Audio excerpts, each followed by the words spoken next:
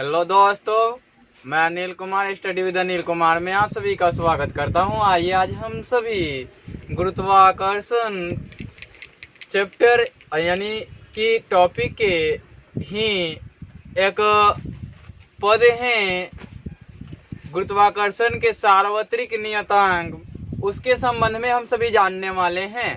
आप सभी को पता भी है कि गुरुत्वाकर्षण में सार्वत्रिक नियम जब पढ़ते हैं तो उसका एक फॉर्मूला होता है F बराबर G इंटू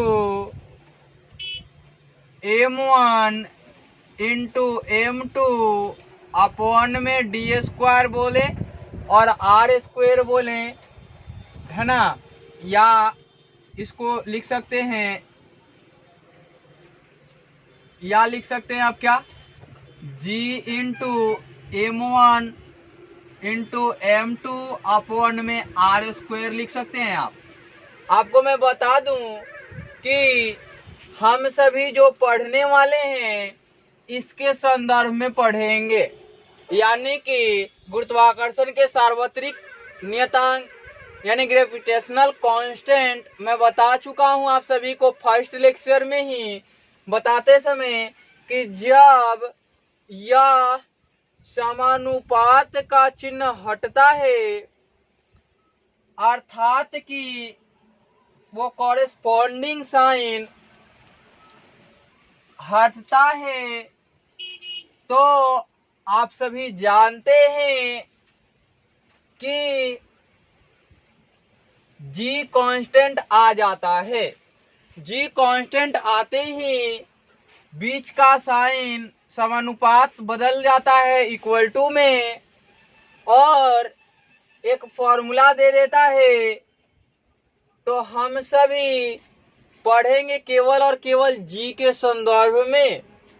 तो जी के संदर्भ में पढ़ेंगे तो सबसे पहले जी के लिए जानना होगा कि जी गुरुत्वाकर्षण का सार्वत्रिक नियतांक है, तो उसको परिभाषित कैसे करेंगे।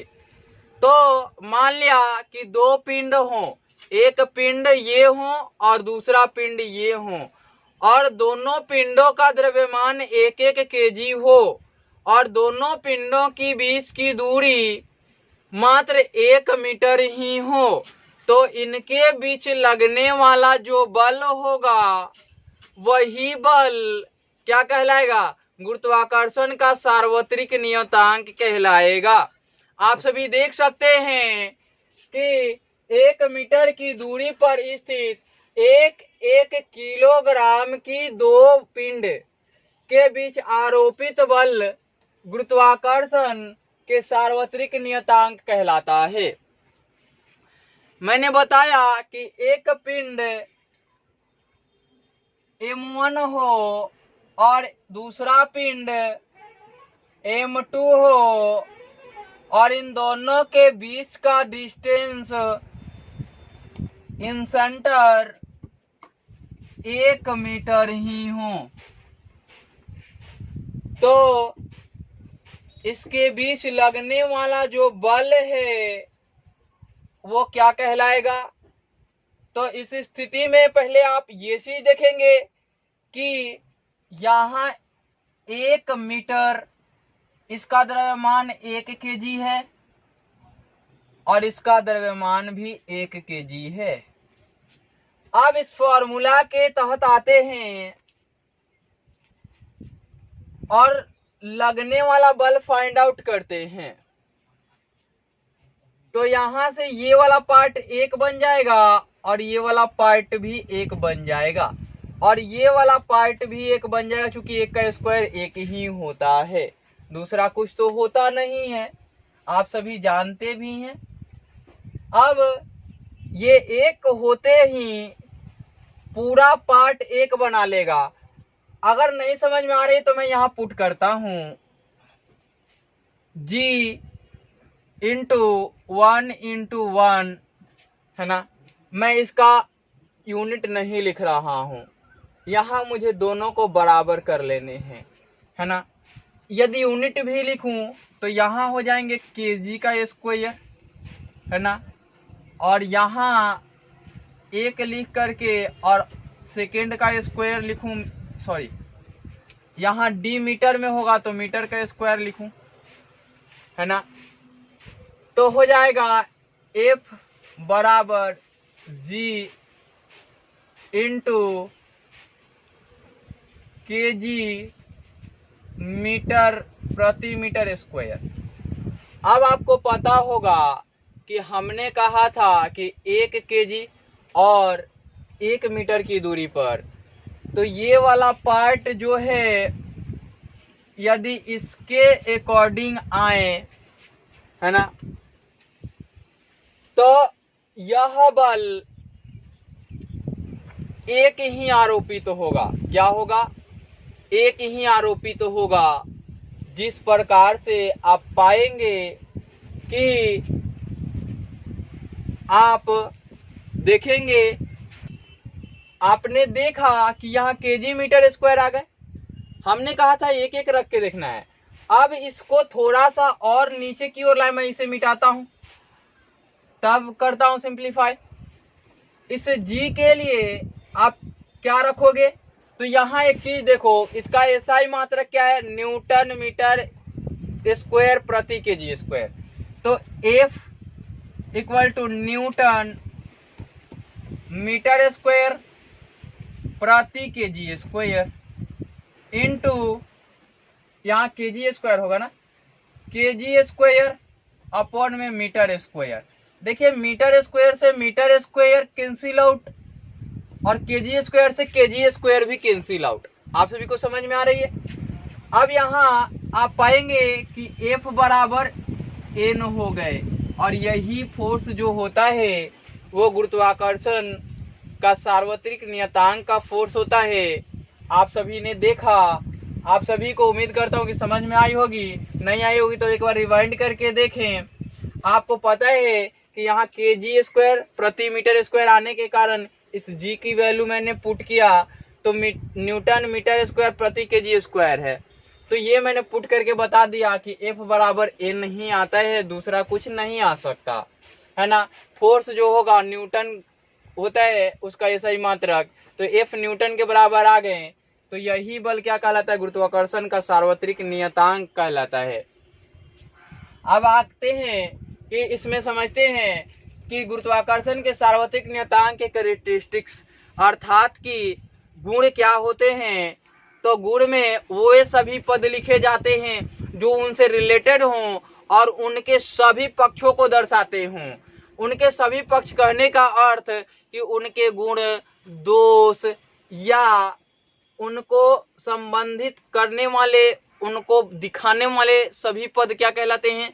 उनके कैरेक्टरिस्टिक्स कहलाते हैं, उनके गुण कहलाते हैं। तो आप सभी पाएंगे कि इसमें सबसे पहला जो कैरेक्टरिस्टिक्स है वो है, इसे जी से डिनोट किया जाता है, और वो भी कैपिटल जी, स्मॉल जी नहीं, स्मॉल जी गुरुत्वाकर्षण, गुरुत्वीय त्वरण का सूचक है। ये गुरुत्वीय त्वरण होता है। क्या होता है? त्वरण होता है। परंतु कंपटीशन में भी बनेगा कि गुरुत्वाकर्षण के सार्वत्रिक नियतांक का सूचक होता है, तो क्या बोलेंगे? Capital G. क्या बोलेंगे? कैपिटल जी बोलेंगे। अब इसका एसआई मात्रक क्या होता है? तो न्यूटन मीटर स्क्वायर प्रति केजी स्क्वायर। तो इसे बनाने के लिए आप सभी पाएंगे कि न्यूटन मीटर स्क्वायर प्रति केजी स्क्वायर कैसे आता है। तो देखिए यहाँ सबसे पहला चीज कि F बराबर क्या होता है? G into M1 M2 upon में डी स्क्वायर। अब आते हैं इसके मान पुट करते हैं, तो यहाँ F का एसआई मात्रक क्या होता है? न्यूटन होता है। इसका एसआई मात्रक पुट कर रहे हैं। इनका एसआई मात्रक क्या होता है? तो इनका एसआई मात्रक केजी होता है, और केजी दो बार आएंगे अपॉन में डी स्क्वायर, अर्थात डिस्टेंस का एसआई मात्रक क्या होता है? दूरी का एसआई मात्रक क्या होता है? तो मीटर होता है, और मीटर का स्क्वायर कर देंगे। अब आप पाएंगे कि n बराबर g इंटू के जी स्क्वायर अपॉन में मीटर स्क्वायर आएगा। अब इसे देखते हैं कि आपको g चाहिए, तो g को कांस्टेंट करते हैं, यहाँ न्यूटन का न्यूटन रहेगा और ये है अपॉन में, तो बाय क्रॉस मल्टीप्लाई करेंगे तो क्या हो जाएंगे मीटर स्क्वायर। चूंकि ये है n और g बराबर g के जी स्क्वायर और बट्टा में m स्क्वायर है, तब इसको करने के लिए यहाँ m स्क्वायर से मल्टीप्लाई करेंगे तो यहाँ भी m स्क्वायर से मल्टीप्लाई करना पड़ेगा।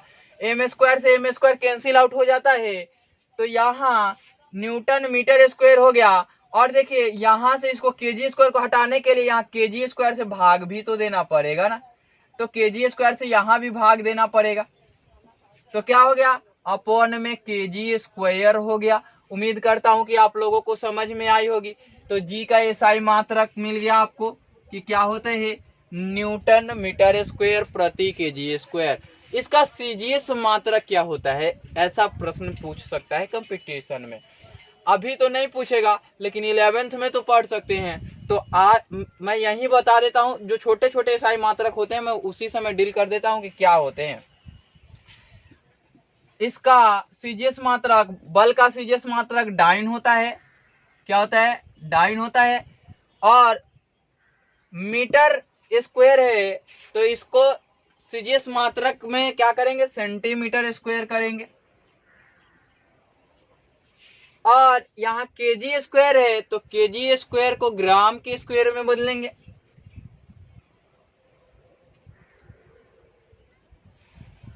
GRAM ग्राम स्क्वायर।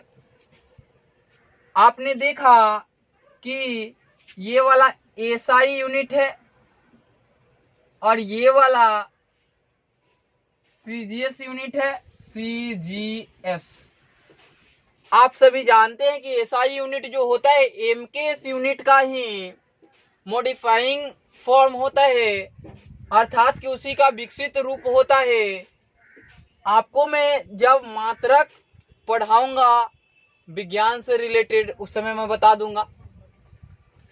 अब दूसरा जो है, दूसरा तो हो गया, यहाँ सीजीएस यूनिट भी याद रखेंगे, डाइन सेंटीमीटर स्क्वायर प्रति ग्राम स्क्वायर होता है।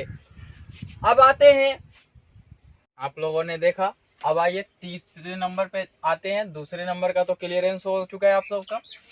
अब तीसरे नंबर में देखिए, इसका मान सर्वप्रथम सर हेनरी कैवेंडिश ने 1798 ईस्वी में खोजा था। किसका मान भाई, तो गुरुत्वाकर्षण के सार्वत्रिक नियतांक का मान सर्वप्रथम सर हेनरी कैवेंडिश, इसको अंग्रेजी में बोलते हैं तो लॉर्ड हेनरी कैवेंडिश के नाम से जानते हैं। 4 नंबर है, इसका मान 6.67 गुणे 10⁻⁻11 न्यूटन मीटर स्क्वायर प्रति केजी स्क्वायर होता है। ये चीज आप देख चुके हैं। अब आप पूछेंगे कि ये कैसे संभव है, तो ऐसा कहा जाता है कि ये मान निकालने के लिए 2 पिंड लेते हैं और 2 पिंडों के समकक्ष एक पिंड के लिए एक क्या लेते हैं स्टैंड की तरह, जिसमें इस प्रकार से लटकाने वाले एक आकृति में निकले होते हैं। मैं वो आकृति भी बना दूं।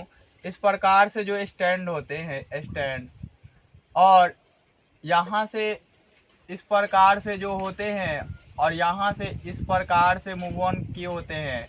इस प्रकार वाले स्टैंड लेते हैं और इसमें 2 समान द्रव्यमान या अलग अलग द्रव्यमान की पिंडे लटका देते हैं और लटकाने के बाद इसे दोलन कराते हैं। ये जितना से मूव ऑन करता है, ये जितना से मूव ऑन करता है उतना पे इसकी गणना करते हैं। तो वो चीज़ें अभी 9 से रिलेटेड करके नहीं पढ़नी है, मैं इसके लिए एक अलग से वीडियो बना दूंगा और बता दूंगा कि ये मान कैसे आते हैं, ठीक है ना। अभी याद रखना है कि इसका मान कितना होता है, बाकी कुछ नहीं। 9th के लिए इसका मान सदैव नियत रहता है। सदैव नियत रहने का अर्थ है कि हर जगह, चाहे पृथ्वी के विषुवत रेखा पर हो चाहे पृथ्वी के ध्रुव पर हो, इसका मान कहीं नहीं बदलता है। जबकि गुरुत्वीय त्वरण का मान विषुवत रेखा पर अलग होता है और ध्रुव पर अलग होता है। विषुवत रेखा पर 9.78 मीटर पर सेकेंड स्क्वायर होता है, जबकि ध्रुव पर 9.8 मीटर पर सेकेंड स्क्वायर होता है। इस प्रकार से ये वेरी करते हैं। आपको मैं बता दूं कि ये किसी भी स्थान पर चाहे कहीं भी लेके चले जाए, इसका मान नहीं बदलेगा। क्यों नहीं बदलेगा? क्योंकि इसका मान बदला तो सभी चीज़ों की वैल्यू चेंज हो जाएंगी।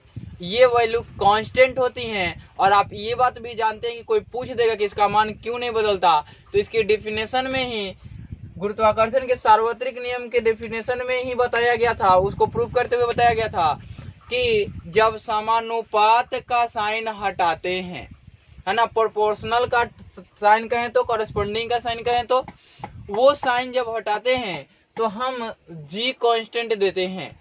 प्रोपोर्शनल टू का साइन हटा के जी कांस्टेंट और इक्वल टू देते हैं, इक्वल टू और जी कांस्टेंट देते हैं, जिसके कारण ये नियतांक हो जाता है। और नियतांक का अर्थ ही होता है जो कभी न बदले। तो ये कहीं भी नहीं बदलता, यानी स्थान परिवर्तन के साथ नहीं बदलता है। कौन? जी का मान। 6 नंबर है जी का मान कणों की, करो, इसको कणों नहीं पढ़ते, करो पढ़ते हैं, लेकिन मैं आपकी भाषा में पढ़ रहा हूँ, बिहार बोर्ड के बच्चे कणों पढ़ते हैं, लेकिन सही मायने में इसका प्रोनाउंसिएशन, उच्चारण जो होगा वो होगा कणों की प्रकृति, द्रव्यमान, उनके बीच की दूरी, माध्यम, समय एवं ताप इत्यादि पर निर्भर नहीं करते हैं। यानी कि पदार्थ किस प्रकार का है, द्रवित रूप में है, ठोस रूप में है, इस पे कोई फर्क नहीं पड़ेगा।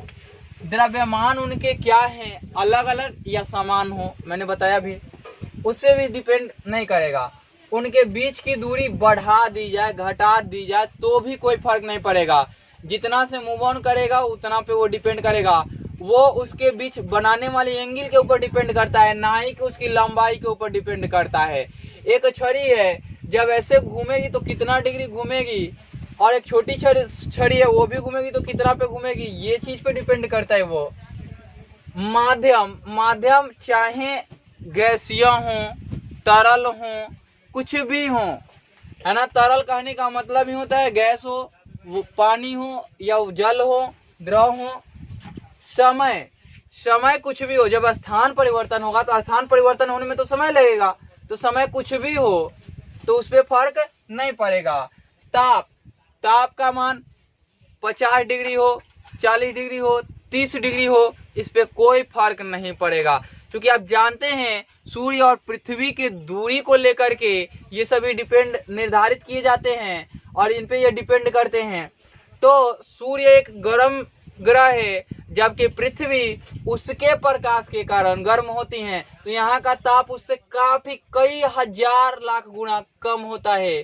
फिर भी उनके बीच का गुरुत्वीय नियतांक, गुरुत्वाकर्षण का सार्वत्रिक नियतांक बदलता नहीं है, अतः यह भी नहीं बदलेगा। इसके कारण ऐसा कह सकते हैं कि इस पर निर्भर नहीं करता है।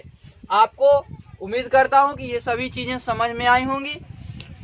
इस वीडियो में मैं इतना ही रहता हूं, फिर मिलता हूं अगले वीडियो में, तब तक के लिए थैंक्स।